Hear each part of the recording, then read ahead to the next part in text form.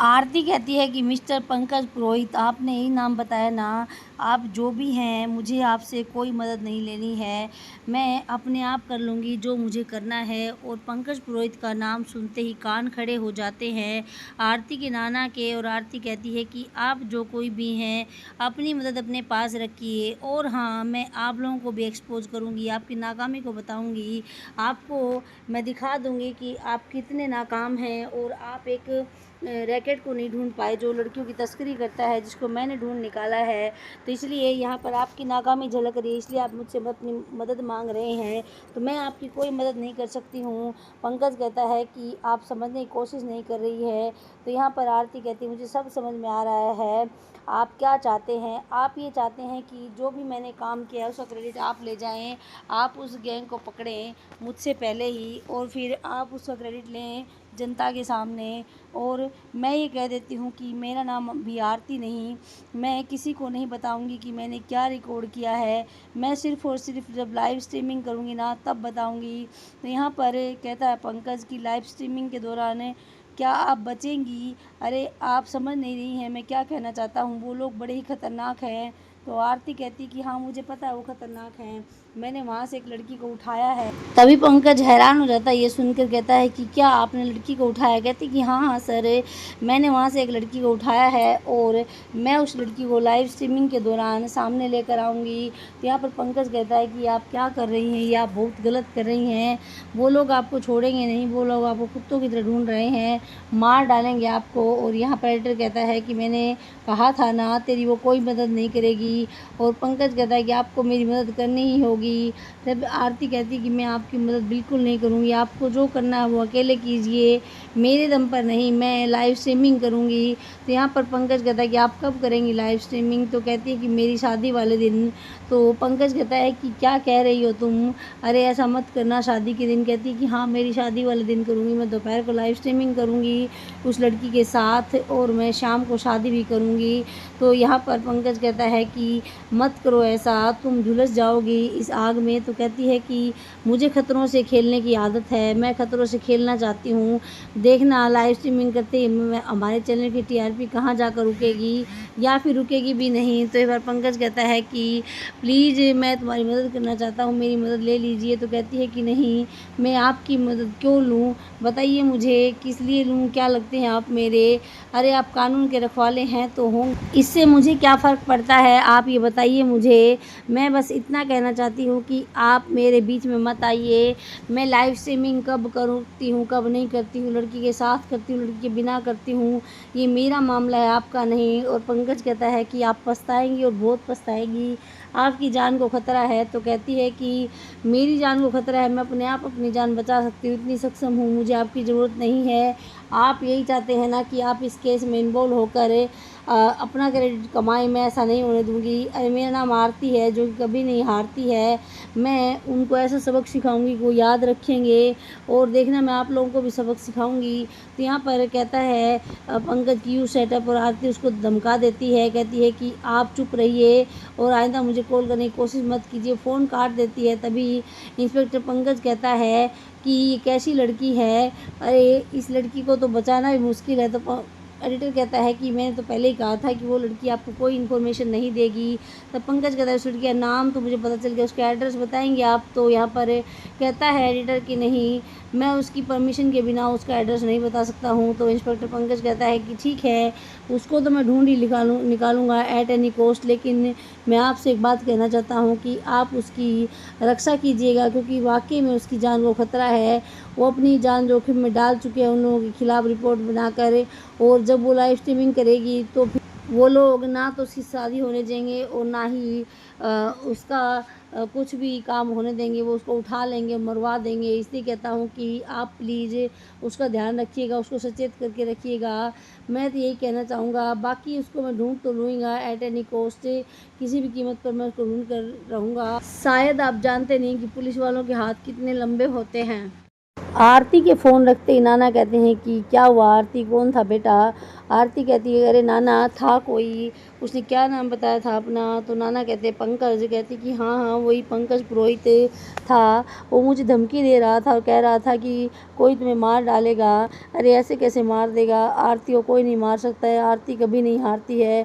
और नानू मैंने उसकी क्लास लगा दी, मैंने उसको डांट दिया और कहा कि मुझे उसकी कोई ज़रूरत नहीं है, मैं अपना खुद कर सकती हूँ। और नानू देखना मैं लाइव स्ट्रीमिंग करूँगी तो हमारे चैनल की जो टीआरपी है वो कितना छप्पर फाड़ेगी और उन दोषियों को किस प्रकार से सज़ा मिलती है, ये सब मैं आपको दिखा दूँगी। क्योंकि आपको पता है ना कि जर्नलिस्ट आरती कभी भी नहीं हारती है। नानू देखना मैं एक एक के छक्के छुड़ा कर रख दूँगी।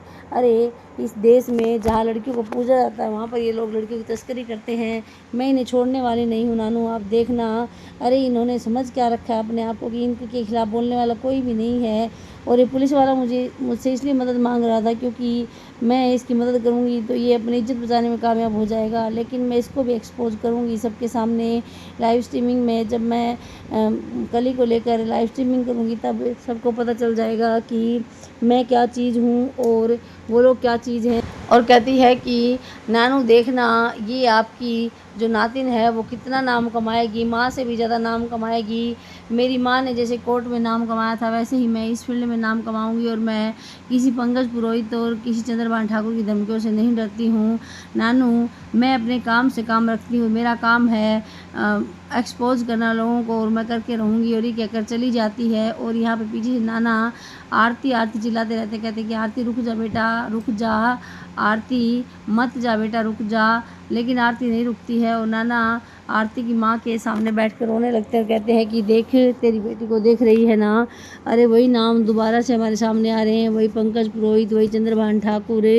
देख अंजलि उन लोगों ने तेरी क्या हालत कर दी है, तेरा बेटा एक महज एक्सीडेंट नहीं था, उन लोगों ने तुझे मारा है, ये मर्डर था मर्डर। ये बात मैं आरती को बता भी नहीं सकता हूँ और ना ही आरती को रोक सकता हूँ। लेकिन मैं ये कहता हूँ बेटा कि जो तुम्हारी बर्बादी का कारण है ना वो सामने फिर से आ रहे हैं कि करके। अरे पंकज पुरोहित उसने भी साथ छोड़ दिया था तेरा लास्ट में। लेकिन मैं ये कहना चाहता हूँ कि उसको मैं कैसे रोकूँ, मुझे कुछ समझ में नहीं आता। अंजलि बेटा याद करने की कोशिश कर, तुझे मारा गया था वो महज एक एक्सीडेंट नहीं था, उसमें किसी के इशारे पर तुम्हें एक्सीडेंट करवाया गया था। इसलिए कहता हूँ बेटा कि तू अपने आप को ठीक कर ले ताकि हम आरती की रक्षा कर सकें। मुझे ऐसा क्यों लग रहा है कि आरती के ऊपर बहुत बड़ी मुसीबत आने वाली है। तो यहाँ पर अंजलि कोई रिएक्ट नहीं करती है और आरती के नाना यानी अंजलि बाप कहते हैं कि वो लोग आरती को मार डालेंगे। मुझे इसी बात का डर था और वही बात हो रही है क्योंकि चंद्रभान ठाकुर ने तुम्हारी ये हालत कर दी, तुम्हें व्हीलचेयर पर ला दिया, तो वो आरती को भी नहीं छोड़ेंगे। मैं कह देता हूँ देख अंजलि तू ठीक हो जा फटाफट, अपनी बेटी को बचा ले। वो बेटी जिसने तेरी इतनी केयर की है, इतनी सेवा की है, 22 साल हो गए, उस बेटी को तू बचा ले बेटा। मैं कहता हूँ तू ठीक हो जा, तू याद करने की कोशिश कर कि उस दिन क्या हुआ था। अरे जब तू गवाही देगी ना तो वो लोग अपने आप पकड़े जाएंगे और वो लोग पकड़े जाने के बाद हमारी बेटी को कोई खतरा नहीं रहेगा। प्लीज़ आरती। और ये क्या करे रोने लग जाता है। अंजलि पापा कहता है कि पता नहीं मेरी आरती क्या होगा, मैं उसे कैसे बचा पाऊँगा। अंजलि तू याद रख रही है ना बेटा, मैं क्या बोल रहा हूँ तू सुन रही है ना। अरे मैंने कहा तुझे मारा गया था लेकिन तुझे कोई फ़र्क ही नहीं पड़ रहा है। तभी अंजलि याद करती है उस ट्रक को, जो ट्रक सामने से आकर टकराया था अंजलि गाड़ी से। अंजलि को धुंधला धुंधला याद आ रहा है। और यहाँ पर कहता है अंजलि पापा कि बेटा तुझमें बदलाव क्यों नहीं है, थोड़ा सा भी तू बदलाव कर बेटा। तू जब बदलाव लाएगी तभी तो उन दुश्मनों को पता चलेगा कि तू क्या चीज़ है। अरे तेरे बिना तो मैं भी कुछ नहीं कर पाऊँगा और ना ही मैं आरती की रक्षा कर पाऊँगा। बेटा मुझे आरती को बचाना है, आरती को कुछ नहीं होने देना है। तेरी एक ही अमानत तो है मेरे पास, मैं उसे कैसे खो सकता हूँ। देख बेटा वही नाम हमारे सामने फिर से रह कर आ रहे हैं, कभी चंद्रभान ठाकुर तो कभी भजन सिंह तो कभी इंस्पेक्टर पंकज पुरोहित, सबके सामने नाम आ रहे हैं। इसलिए मैं ये चाहता हूँ कि वो उनसे ना उलझे, लेकिन मैं उसको कैसे रोकूँ, मैं रोक नहीं सकता हूँ। कहता है कि अंजलि वो मर्डरर हैं, तेरे साथ भी कुछ भी कर सकते हैं। आरती एड्रेस से बात कर रही होती है और कहती है कि सर आप चिंता मत कीजिए, उसे कोई भी नुकसान नहीं होगा। अरे उस लड़की को मैंने ऐसी जगह छिपा कर रखा है कि कोई उस तक नहीं पहुंच सकता, चाहे वो कोई कुछ भी कर ले। हाँ, बस्ती में ही छिपाया है, लेकिन ऐसी जगह छिपाया है कि उस लड़की तक कोई भी नहीं पहुंच सकता है सर। इसी मैं कहती हूँ कि आप चिंता मत कीजिए, मैं कुछ भी नहीं होने दूँगी। मैं उस लड़की को इस तरह से सामने लेकर आऊँगी, और जब सामने लेकर आऊँगी तब लोग देखेंगे, लाइव स्ट्रीम करूँगी तब लोग देखेंगे, और तभी लोगों को पता चलेगा कि मैं क्या हूँ और मैं क्या कर सकती हूँ। और फिर मैं उन लोगों को एक्सपोज़ करूँगी और उन लोगों को मैं गिरफ़्तार करवाऊँगी। देखना सर मैं क्या कर सकती हूँ, मैं क्या करके रहूँगी। अरे मेरा नाम भी आरती है ना, आपको पता है ना कि आरती कभी नहीं हारती। और कहती है कि आप बिल्कुल फ़िक्र मत कीजिए, मैं सेफ़ रहूँगी। अरे उसको कहने दो कि मैं मेरी जान खतरे में है, मैं कोई खतरे वतरे में नहीं हूँ। फिर कहती सर एक फ़ोन आ रहा है, मैं आपसे बाद में बात करती हूँ। और तभी फ़ोन उठाती है और कहता है कि मैं वेद राजवंशी बोल रहा हूँ। तो यहाँ पर आरती कहती कि जी बोलिए। और वेद कहता है कि देखिए मैं आपसे मिलने आ रहा हूँ और सिर्फ़ एक ही बात आपसे करने के लिए आ रहा हूँ। तो आरती कहती है कि कहिए बेझिझक होकर आप क्या बात करने आ रहे हैं। कहता है कि मैं आपसे बात करने आ रहा हूँ कि मैं आपसे बहुत प्यार करता हूँ। यहाँ पर आरती कहती है कि ना ही आपने मुझे जाना है और ना ही पहचाना है और ना ही आपने मुझसे बात की हैं, ना ही मैं आपसे मिली हूँ, तो फिर आप ऐसे कैसे मुझे कह सकते हैं। तो यहाँ पर वेद कहता है कि मैंने तुम्हें देखा है। आरती कहती है आपने मुझे देखा है। कहता है कि हाँ मैंने तुम्हें देखा है। तो कहती कहाँ देखा है। तो कहता है कि मैंने आपकी फ़ोटो देखी है और आप ना मेरी माँ जैसी दिखाई देती हैं, मुझे आप में मेरी माँ का अक्स नज़र आता है। तो यहाँ पर आरती कहती है कि अच्छा। कहता है कि हाँ बचपन में मेरी माँ चली गई थी, मुझे छोड़कर खो गई थी, लेकिन अब आपको देखकर ऐसा लगता है जैसे मेरी माँ लौट आई है, इसलिए मैं आपसे बहुत प्यार करता हूँ। मेरे प्यार करने की सिर्फ़ और सिर्फ एक ही वजह है कि मैं मेरी माँ से बहुत प्यार करता हूँ और मेरी माँ का जो अक्स है वो आप में नज़र आता है, इसलिए मैं आपसे प्यार करता हूँ। और यहाँ पर आरती कहती है कि आप पहले मुझे जान तो लीजिए ठीक से। तो कहता है कि जब इंसान से बात कर ली, उसकी शक्ल देखकर उसको जान लिया, उसमें अपने आप को पहचान लिया, तो फिर आपके बारे में और जानने की मुझे क्या ज़रूरत है। बस अब सामने से देखूँगा और आपसे बात करूँगा और आपको प्रपोज़ करूँगा। तो यहाँ पर आरती कहती है कि अरे वो तो आप करेंगे ठीक है। तो यहाँ पर कहता है कि अच्छा तुम कुछ काम करती हो क्या। तो आरती कहती है कि हाँ मैं करती हूँ ना। तो कहता तुम क्या करती हो। तो फिर आरती कहती है कि अरे मैं जर्नलिस्ट हूँ, जर्नलिस्ट आरती जो कभी नहीं हारती। तो यहाँ पर वेद कहता है कि वेरी गुड, तो तुम न्यूज़ चैनल के लिए काम करती हो। कहती जी मैं न्यूज़ चैनल के लिए काम करती हूँ। तो यहाँ पर वेद कहता है कि वेरी गुड। और फिर आरती कहती कि आप क्या काम करते हैं, मैंने आपके बारे में आज तक नहीं पूछा। तो कहता है कि झिझकते हुए कि यही मेरा जो पुश्तैनी मेरे बाप दादाओं का बिज़नेस चला आ रहा है, मैं वही करता हूँ। तो यहाँ पर आरती नहीं पूछती है कि तेरा बिज़नेस क्या है। तो यहाँ पर आरती कहती है कि ठीक है आप आ जाइए, हम मिल बैठ कर बात करेंगे, तभी तो एक दूसरे को समझेंगे, एक दूसरे को जानेंगे। तो कहता है कि हाँ हाँ मैं आ रहा हूँ, कल मैं आपसे आकर मिलता हूँ। और आरती बात कर रही होती है इधर वेद से, और इधर उतरती है गाड़ी से काव्या। और काव्या सामने देखती है आरती को खड़े हुए तो एकदम से चौंक जाती है और काव्या के कदम चलते चलते रुक जाते हैं। और काव्या सोचती है कि अंजलि इतनी जवान कैसे हो गई, इतनी सुंदर कैसे हो गई। अरे इसको तो बूढ़ा होना चाहिए था, लेकिन ये तो बहुत सुंदर लग रही है। फिर याद करती है अंजलि को, जब अंजलि ने उसे कहा था कि मेरे बीच में कभी आने की कोशिश मत करना, क्योंकि मैं वो तूफ़ान हूँ जो सब कुछ उड़ा ले जाएगा, बहा ले जाएगा। और काव्या सोचती है कि अंजलि वो तूफ़ान बनकर हमारी ज़िंदगी में आई और सब कुछ उड़ा ले गई, बहा ले गई, मेरा भी घर भी बचने से पहले उजड़ दिया और मेरे भाई का भी। और फिर काव्या याद करती है अंजलि की धमकियाँ, और जो अंजलि ने कहा था कि कोर्ट में मेरी बात चलती है, बाहर मेरा हाथ चलता है। और यहाँ पर काव्या के अंजलि की एक बात याद आती है और काव्या सोचती है कि ये अंजलि इतनी जवान कैसे होगी। 22 साल बाद तो अंजलि को बिल्कुल बूढ़ा दिखना चाहिए था, लेकिन ये तो जवान दिख रही है। और फिर याद करती है अंजलि की उस बात को कि मैं इतना मारूंगी काव्या तुम्हारे भाई की तरह तुझे, कि याद रखेगी। इधर आरती कहती है वेद को, देखिए आप मुझे प्यार करते हैं, आप मुझे बार बार इजहार कर चुके हैं, लेकिन मैं अभी आपको वो नहीं कह सकती जो आप सुनना चाहते हैं। तो वेद कहता है कोई नहीं, मैं इसके लिए इंतज़ार करने को तैयार हूँ, जब आपका मन करे तब आप मुझे वो कह दीजिएगा।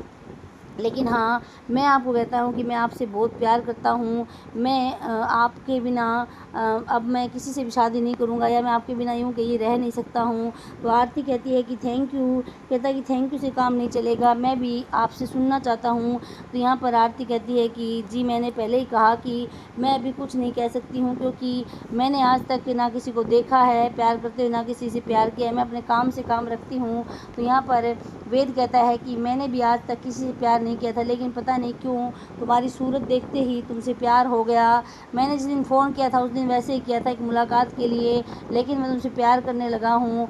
आरती कहती है कि कोई नहीं, आप आइए हम मिलते हैं। और यहाँ पर काव्या देख रही होती है आरती को, और फ़ोन लगा लेती है अपने पापा को और कहती है कि पापा, हेलो पापा, गजब हो गया। तो उसके पापा कहते क्या हुआ बेटा? तो कहती है कि अंजलि ठीक हो गई है। कहता है कि अंजलि ठीक हो गई है, ऐसे कैसे? कहती है कि अंजलि 100 मीटर दूर मेरे सामने खड़ी होकर फ़ोन पर बात कर रही है, और शायद पापा उसको पता चल चुका है कि उसके साथ जो किया है वो हमने किया है। आज तक दुनिया नहीं जानती कि हमने किया है, लेकिन अब जान जाएगी दुनिया जब वो सामने आएगी सबके, और वो अपना प्लानिंग जो है, वो चक्कर जो वो चलाएगी, क्योंकि सामने खड़ी है मेरे, बात कर रही है वो किसी से फ़ोन पर।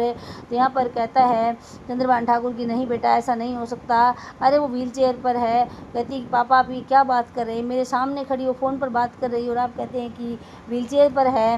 तो कहते उसका चेहरा किस तरफ है? तो कहती उसका चेहरा मेरी तरफ ही तो है, और मैं देख पा रही हूँ सामने कि वो आराम से किसी से फ़ोन पर बात की जा रही है, बिना किसी डर के।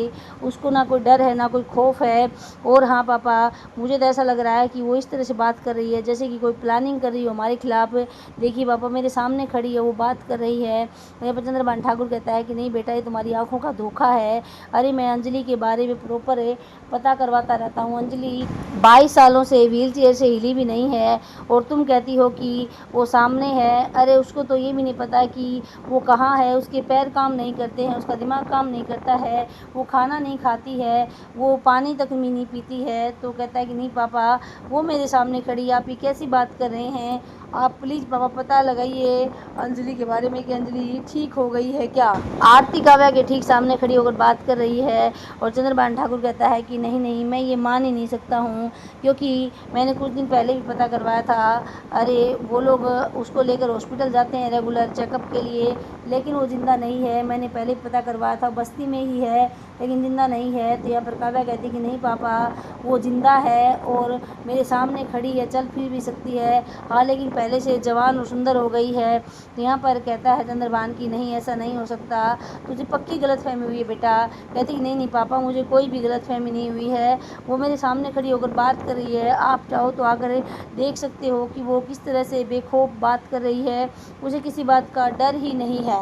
चंद्रभान कहता है कि नहीं बेटा, तुम्हें गलतफहमी हुई है। अरे वो नहीं ठीक हो सकती, क्योंकि वो कोमा में है और उसको कुछ भी याद नहीं है, उसकी याददाश्त खो चुकी है। तो उसको कैसे पता होगा कि हम थे उसके पीछे? इसलिए तुझे किसी और को देखकर तू ऐसे रिएक्ट कर रही है। तो कहती कि नहीं पापा, मैं क्या पहचानूंगी नहीं, मेरी आंखें ख़राब नहीं है। अरे 100 मीटर की दूरी पर तो खड़ी है वो, फिर आप कह रहे हैं कि मुझे गलतफहमी हुई है। मुझे कोई गलतफहमी नहीं हुई है पापा। पापा कहते हैं अच्छा तू एक काम कर, मुझे यकीन हो जाएगा तेरी बात पर। कहती क्या करना है पापा, मुझे बताइए। कहता है कि तू ना एक काम कर, उसकी एक फ़ोटो क्लिक कर, और एक फ़ोटो क्लिक करके मेरे पास भेज, फिर मैं देखता हूँ कि वो अंजलि है या नहीं है। कहती कि हाँ पापा, मैं फ़ोटो क्लिक करके भेजती हूँ आपको, और आप भी घबरा जाएंगे, आप भी चौंक जाएंगे। तो यहाँ पर कहता है चंद्रभान की अच्छा देर मत करे, कहीं वो चली ना जाए, तो एक फ़ोटो क्लिक करे और भेज मेरे पास। तो काव्या कहती कि पापा मुझे बहुत डर लग रहा है। कहता है कि तुझे डरने की ज़रूरत नहीं है, जब तक मैं हूँ तो तू क्यों डर रही है? कहती पता नहीं क्यों पापा, मुझे बड़े खतरे का आभास हो रहा है कि अंजलि हमारे साथ पता नहीं क्या करेगी। और यहाँ पर चंद्रभान ठाकुर कहता है कि अरे तू फ़ोटो तो भेज, फिर मैं देखूँगा ना कि वो अंजलि है भी या कोई और है। कहती ठीक है पापा। और काव्या अपने फ़ोन का कैमरा ऑन करती है, और सामने जैसे ही फ़ोटो क्लिक करने के लिए कैमरा करती है, तो वैसे ही आरती वहाँ पर नहीं होती है, और काव्या चारों तरफ आरती को ढूंढती है, लेकिन आरती वहाँ से जा चुकी। काव्या अपने पापा को फ़ोन करती है दोबारा से और कहती है कि पापा अब वो मेरे सामने नहीं है, मेरे सामने से जा चुकी है, लेकिन मैं यकीन के साथ कह सकती हूँ कि वो अंजलि ही थी। तो यहाँ पर चौंक जाता है चंद्रभान ठाकुर और कहता है कि अगर वो अंजलि थी तो मैं उसे देखने जाऊंगा उसकी बस्ती, और बेटा देखना मैं उसका क्या हाल करता हूँ। मैं वापस से उसे व्हीलचेयर के ऊपर बिठा दूंगा और अगर ज़रूरत पड़ी तो मैं उसको ऊपर पहुंचा दूंगा। तू चिंता मत कर, हमारा इलाज कभी बाहर नहीं आएगा कि अंजलि को मारने में, अमन को मारने में हमारा ही हाथ था, उसके बच्चे को मारने में हमारा ही हाथ था। और यहाँ पर ना दिमाग ये लगाता है चंद्रभान ठाकुर और ना ही काव्या कि ये अंजलि की बेटी भी हो सकती है। लेकिन यहाँ पर काव्या डर जाती, कहती है कि पापा मुझे बहुत डर लग रहा है, कहीं उसने बड़ी प्लानिंग तो हमारे खिलाफ़ नहीं कर रखी है। अगर उसने हमारे खिलाफ़ बड़ी प्लानिंग की ना तो हम बुरी तरह से फंसेंगे। वो हमारा इलाज बाहर लाते हुए 1 मिनट भी नहीं लगाएगी। अगर उसकी याददाश्त आ गई और उसे पता चल गया, ज़रा सी भनक लग गई कि हम हैं इसके पीछे, तो वो हमें सलाखों के पीछे भेजते हुए 1 मिनट नहीं लगाएगी। मुझे उसकी वो सारी बातें याद हैं कि कोर्ट में मेरी बात चलती है और बाहर मेरा हाथ चलता है। पापा मुझे ऐसा क्यों लग रहा है कि बड़ा तूफ़ान आने वाला है, बड़ा कहर हमारे ऊपर बरसने वाला है। अरे मुझे उस लड़की पर रत्ती भर भी भरोसा नहीं है, वो क्या कर सकती है। तभी चंद्रभान ठाकुर कहता है कि तू डर मत बेटा, तुझे नहीं पता कि तेरा बाप क्या कर सकता है। अरे पहले भी हमने उस अंजलि को, अमन को, उसके बच्चे को ठिकाने लगाया है, तो क्या अब हम नहीं लगा सकते हैं। अब तो हम और भी ज़्यादा ताकतवर हो गए हैं। उसे नहीं पता कि मैं कहाँ खेल रहा हूँ आजकल और मैं क्या कर सकता हूँ। तो यहाँ पर काव्या कहती है कि पापा मुझे कुछ भी समझ में नहीं आ रहा है। कहता है कि तू चिंता मत कर, मैं अभी जाता हूँ बस्ती। और चंद्रभान ठाकुर सीधा फ़ोन रखता है और बस्ती पहुँच जाता है अपने आदमियों के साथ।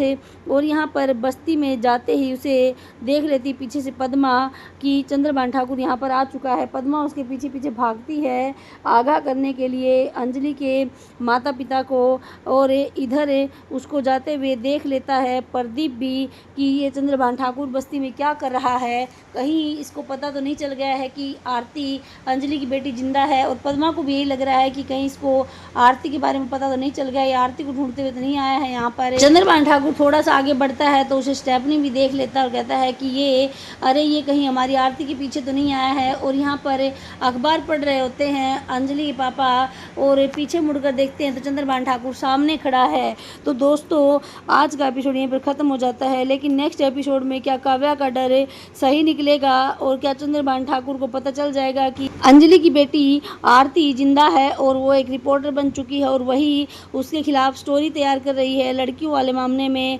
तो इन सब बातों का हमें जानने को मौका मिलेगा नेक्स्ट एपिसोड्स में। लेकिन आप लोग बने रहिए चैनल के ऊपर, चैनल को सब्सक्राइब कीजिए, वीडियो को लाइक और शेयर कीजिए। स्वस्थ रहिए, मस्त रहिए। हम आपसे मिलेंगे नई वीडियो के साथ, तब तक बाय बाय दोस्तों।